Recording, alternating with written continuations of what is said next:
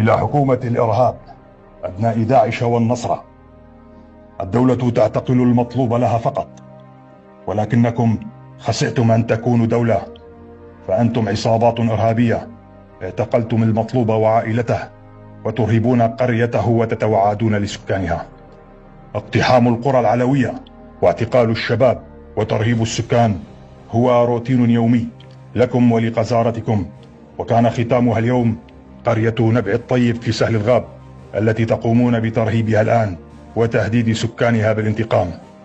إن كنتم تظنون بأن لا وجود لرادع لكم فأنتم مخطئون، فرجالنا جاهزون ومحتقنون وينتظرون بسم الله من كل اتجاه حتى تنشق الأرض من تحتكم وترون أثقالها وحممها. هذا التحذير الأخير لكم ولأسيادكم ولكل الجبناء الذين ينتظرون الحل السلمي معكم، فقد طفح الكيل منكم ولا أعذار لأحد.